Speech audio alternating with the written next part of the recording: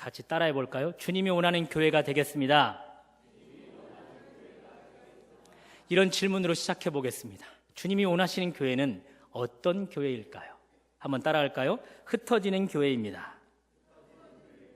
오늘 1절 중반절을 보시면 그날에 예루살렘에 있는 교회에 큰 박해가 있어 사도 외에는 다 유대와 사마리아 모든 땅으로 흩어지니라. 예루살렘 교회에 큰 박해가 일어났습니다. 그 박해로 인해 교회가 흩어지고 있습니다. 큰 박해, 그것은 바로 사울을 통한 잔멸입니다. 3절, 사울이 교회를 잔멸할세 각 집에 들어가 남녀를 끌어다가 옥에 넘기니라. 당시 교회는 요즘 같은 건물이 아닙니다.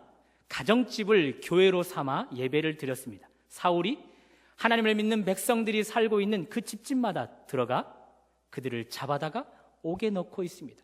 그런 잔멸, 그런 큰 박해가 있자 교회가 자연스럽게 흩어졌습니다. 물론 그렇지 않은 교회가 훨씬 많습니다. 그러나 많은 한국 교회들 이런저런 이유로 무너지고 있습니다. 세습의 문제, 이단 침투의 문제, 목회자의 윤리적 문제, 무분별한 재정 사용, 이런 많은 이유들 때문에 한국교회 크고 작은 교회들이 무너지고 있습니다. 흩어지고 있습니다. 그렇다면 어떻게 생각하십니까? 오늘날 한국교회에 무너지고 흩어지는 일, 사탄의 공격입니까? 아니면 하나님의 섭리입니까? 답은 뒤로 미뤄두고 초대교회 흩어짐을 먼저 살펴볼까요? 초대교회 흩어짐, 그것은 여러분들은 어떻게 생각하십니까? 사탄의 공격입니까? 아니면 하나님의 섭리입니까? 오늘 본문을 통해 분명한 답은 초대교회의 흩어짐, 그것은 하나님의 섭리입니다. 사도행전 1장, 주님은 하늘로 승천하시기 전에 제자들에게 하나님의 뜻을 말씀하였습니다. 오직 성령이 너희에게 임하시면 너희가 권능을 받고 예루살렘과 온 유대와 사마리아와 땅끝까지 이르러 내 증인이 되리라. 그것이 승천하시기 전 주님의 마지막 제자들을 향한 명령이며 뜻입니다. 예루살렘, 온 유대, 사마리아 그리고 땅끝까지 이르러 주님의 복음이 증거되는 것, 그것이 마지막 주님의 뜻입니다. 그 주님의 뜻이 사도행전 2장 오순절 성령 강림 사건으로 말미암아 성취되기 시작합니다. 주님을 믿은 제자들로 말미암아 이미 예루살렘은 복음이 확산되었습니다. 이제 남은 것은 온 유대, 사마리아 그리고 땅끝입니다. 감사하게도 오늘 사도행전 8장에서 그 남은 곳에도 복음이 증거되고 있는데요, 오늘 1절 중반절을 보시면 교회가 큰 박해가 있어 사도 외에는 다 유대와 사마리아 모든 땅으로 흩어지니라. 그러니 초대교회의 흩어짐, 그것은 사탄의 공격이 아닙니다. 그것은 하나님의 섭리이며 주님의 뜻입니다. 이런 의미에서 볼 때 한국교회의 무너짐과 흩어짐의 현상, 그것은 하나님의 섭리로 주님의 뜻으로 해석할 수 있습니다. 흩어져 복음 증거하도록 하나님께서 이런저런 방법으로 교회를 공격하고 계시고 그 교회를 흩으시고 계십니다. 그런 의미에서 충신교회는 흩어지는 교회가 되어야 합니다. 흩어짐을 통해 주님의 뜻을 이루어 가야 합니다. 아시죠? 제가 말씀드리는 요지는 교회가 분립되고 쪼개져서 흩어지는 그런 부정적인 흩어짐이 아닙니다.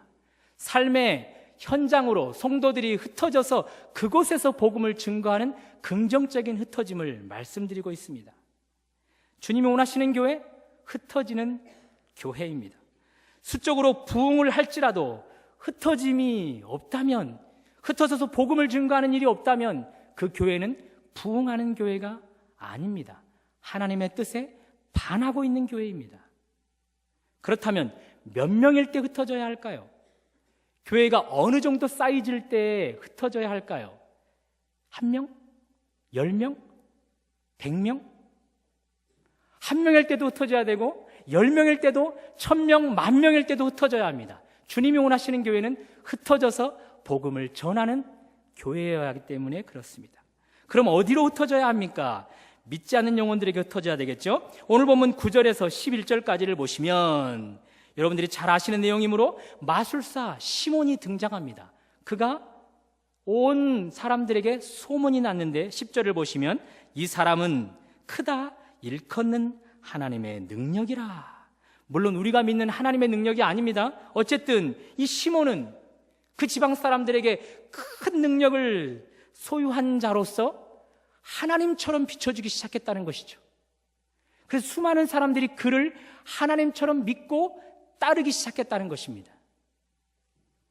우리가 복음 증거해야 할 곳, 흩어져야 할 곳, 그곳은 바로 이런 곳입니다. 하나님이 아닌 것을 하나님처럼 섬기는 자들, 그곳이 바로 우리가 흩어져서 복음을 증거해야 될 곳입니다. 물질 만능주의에 빠진 자들이 그렇습니다. 그들은 물질을 하나님처럼 쫓고 하나님처럼 섬깁니다. 그런 그들에게 흩어져서 복음을 증거해야 되겠죠. 또 외모지상주의에 빠진 자들이 그렇습니다. 그들은 얼짱, 몸짱, 최고의 관심사가 그것이고 째고 붙이고 해서 인생의 모든 시간들을 그리고 에너지를, 생각들을 그것에 투자합니다. 그런 그들에게 흩어져서 복음을 증거해야 되겠죠. 또 권력욕, 소유욕, 성욕에 완전히 사로잡혀서 인생을 허랑방탕하게 살아가고 있는 그 영혼들에게 흩어져서 복음을 증거해야 합니다. 다 아시지 않습니까? 이미 우리가 발 딛고 살아가고 있는 이 세상은 하나님이 아닌 것들을 하나님처럼 섬기는 곳으로 가득 쌓여 있습니다.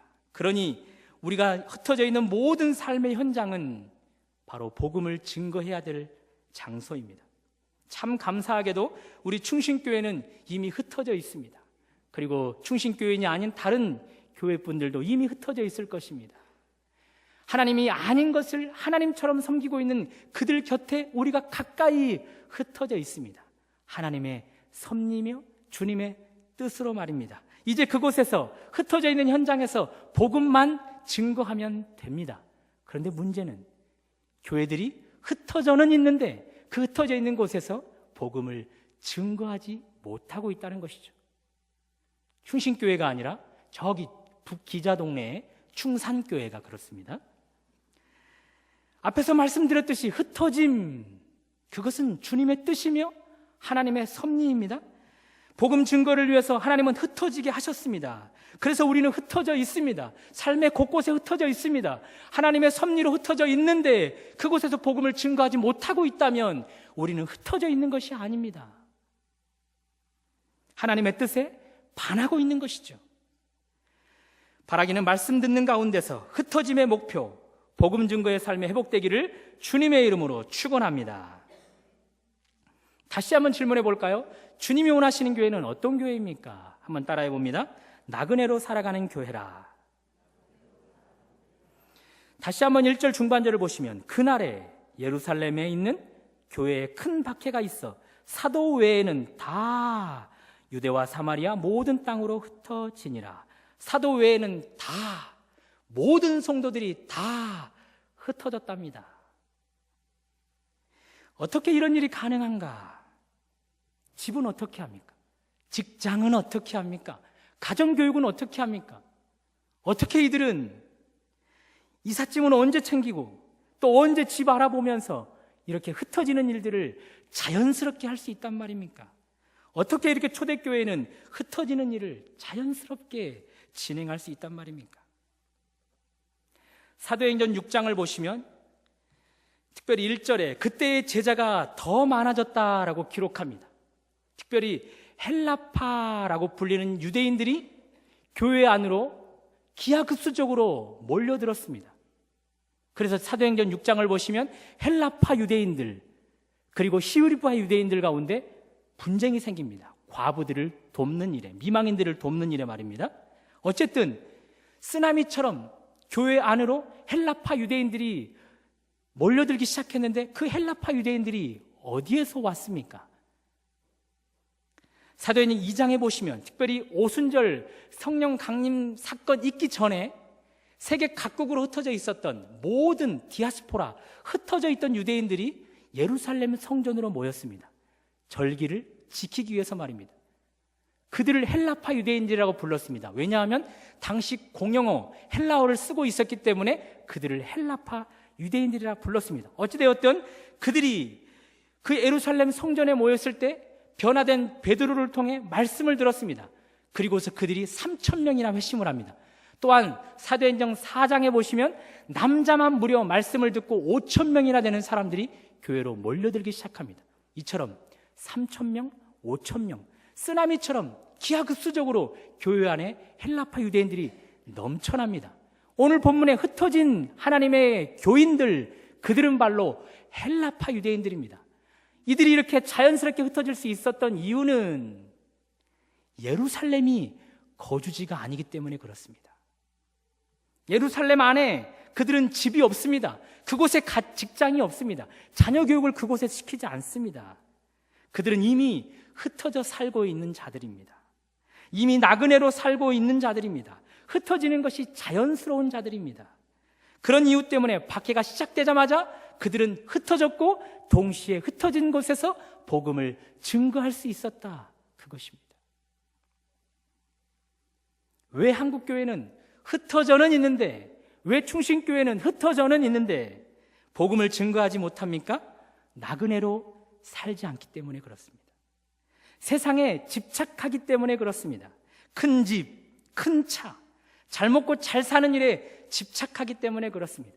직장에, 자녀 교육에 집착하기 때문에 그렇습니다. 세상을 향한 집착은 주님이 원하는 교회, 나그네의 삶을 살지 못하게 합니다. 복음을 증거하는 삶을 살지 못하게 합니다.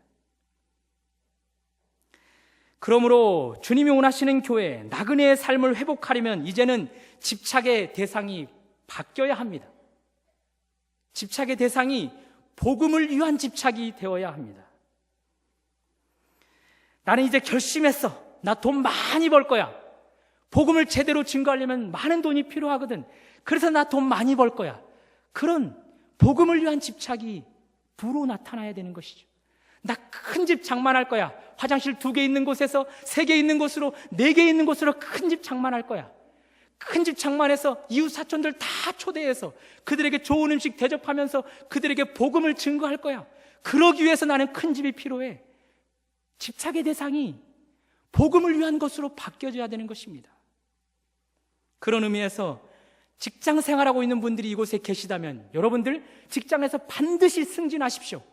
부장님으로, 이사님으로, 회사 대표로 승진하시기 바랍니다.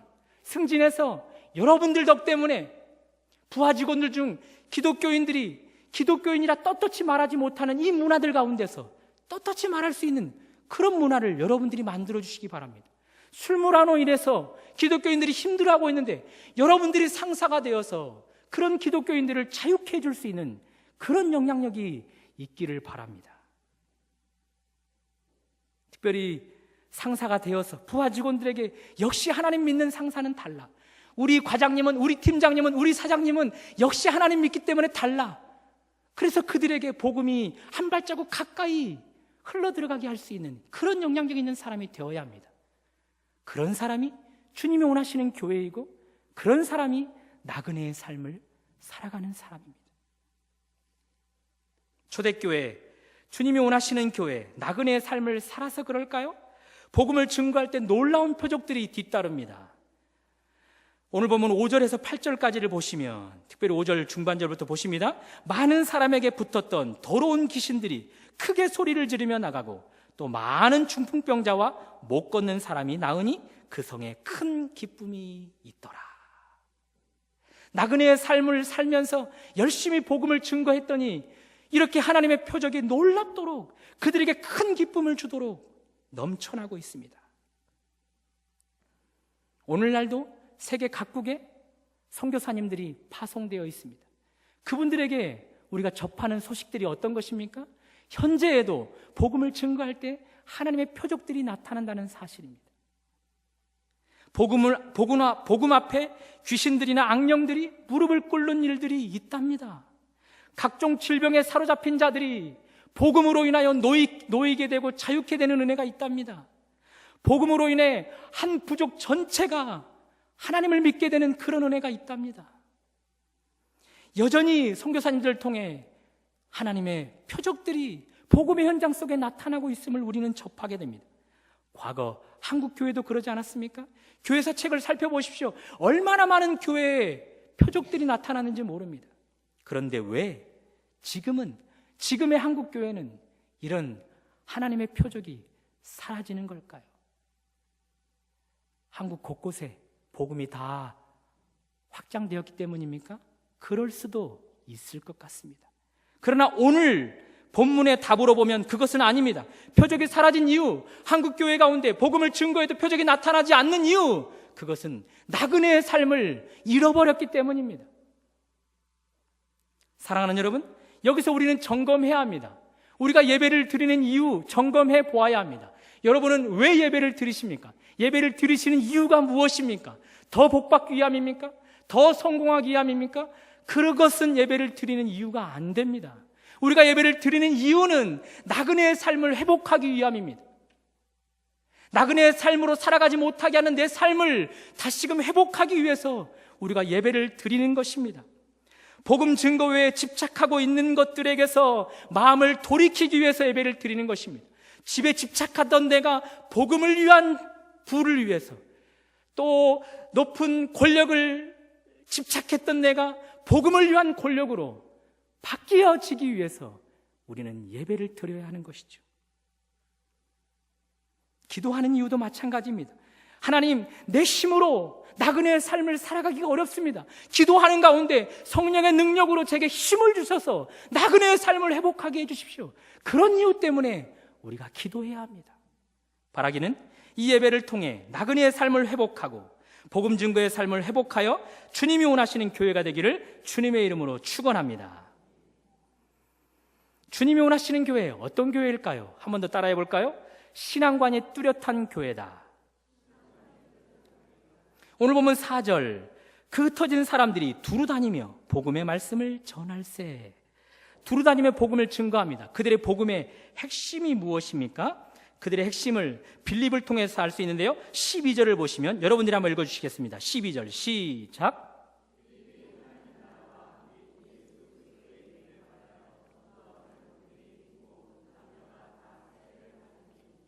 빌립을 통해서 알 수 있는 것, 흩어진 자들이 증거한 복음의 핵심, 그것은 하나님의 나라입니다. 하나님의 나라. 여기서 더 알 수 있는 것이 있죠. 왜 이렇게 초대교인들은 흩어지는 일들이 자유로웠습니까? 왜 이렇게 나그네의 삶을 자연스럽게 살 수 있었습니까? 그것은 그들 안에 있는 신앙관 때문입니다. 하나님의 나라에 대한 신앙관 때문에. 하나님의 나라, 그것은 먼저 통치의 개념으로 이해해야 되는데요, 누구든지 예수님을 믿게 되면 그 즉시 하나님의 통치 영역 안으로 들어갑니다. 주님을 믿을 때 내가 하나님의 나라가 되는 것이죠. 그래서 내 안에 하나님의 통치가 시작됩니다. 이것이 통치의 개념입니다. 그러나 하나님의 나라는 이미와 아직이라는 개념으로도 이해를 해야 되는데요, 주님을 믿는 순간 이미 나에게 하나님의 나라가 임합니다. 그것이 이미의 개념입니다. 그러나 아직 궁극적인 하나님의 나라는 임하지 않았습니다.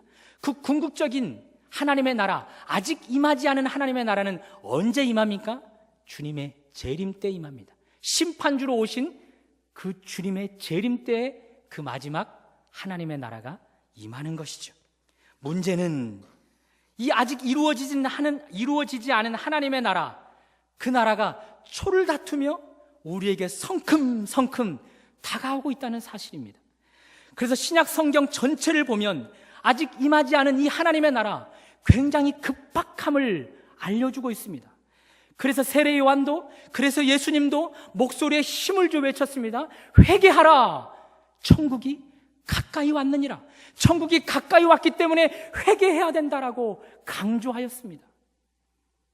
특별히 성경 마지막 권을 기록한 사도 요한, 그는 주님의 당부를 이렇게 기록합니다. 이것들을 증언하신 이가 이르시되 내가 진실로 속히 오리라 하시거늘 아멘 주 예수여 오시옵소서. 우리 주님은 속히 오시겠다고 말하고 그것을 받아 적은 사도 요한은 아멘 주여 오시옵소서, 속히 오시옵소서. 그렇게 하나님의 나라가 급박함을 성경 전체에서 우리에게 알려주고 있다는 사실입니다. 여러분에게는 이런 하나님의 나라에 대한 신앙관이 있으십니까? 그 나라가 내 삶의 목표이십니까? 내가 존재하는 이유가 그 나라 때문입니까? 흩어진 초대교회 교인들, 그들은 이 급박한 하나님의 나라에 대한 신앙관이 뚜렷했습니다.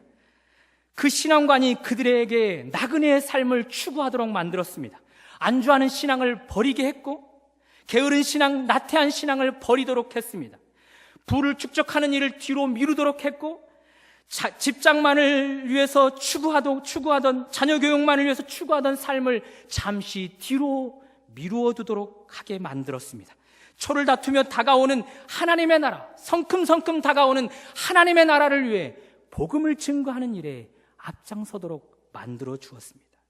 특히 이 신앙관이 있는 그들에게는 우리 주님이 주셨던 지상 되이임령이 마음속에 가득했습니다. 너희는 가서 모든 족속으로 제자를 삼아 아버지와 아들과 성령의 이름으로 세례를 주고 내가 분부한 모든 것을 가르쳐 지키게 하라. 하나님의 나라가 성큼성큼 다가옴을 느끼는 그들, 이 지상명령을 순종하기 위해서 그들은 애를 쓰고 또 애를 썼던 것이죠. 여러분에게는 나를 안주하지 못하게 하는 그 무엇이 있으십니까? 나를 게으르지 못하게 하는 그 무엇이 있습니까? 나의 삶을 부지런하게 움직이게 하는 그런 동력이 있으십니까? 하나님은 바라십니다. 그 동력이 하나님 나라에 대한 신앙관이기를 말입니다.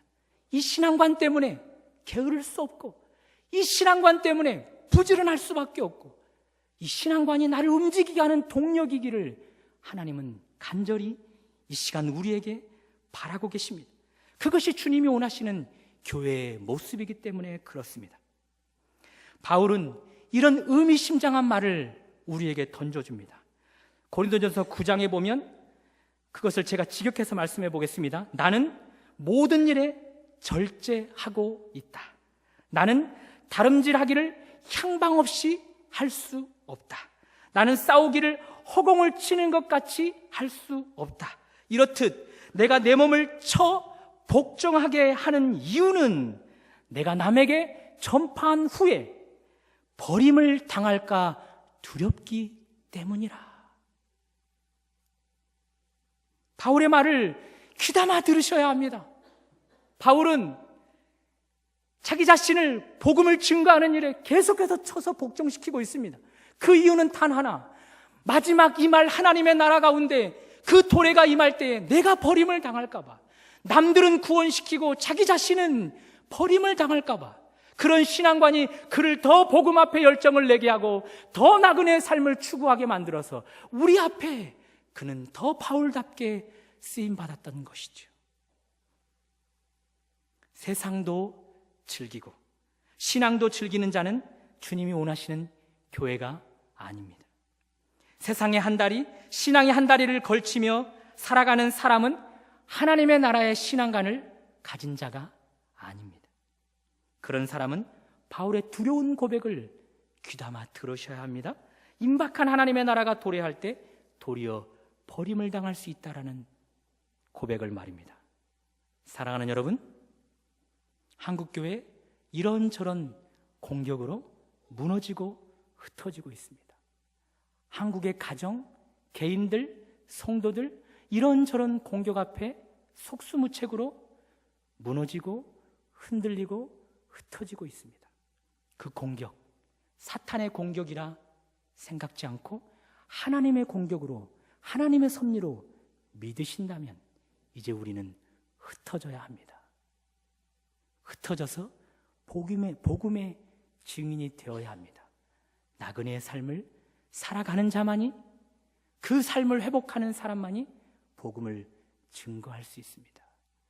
또한 하나님 나라에 대한 급박한 하나님의 나라에 대한 신앙관, 그것이 내 삶을, 복음을 증거하는 일에 앞장서게 만들어줍니다.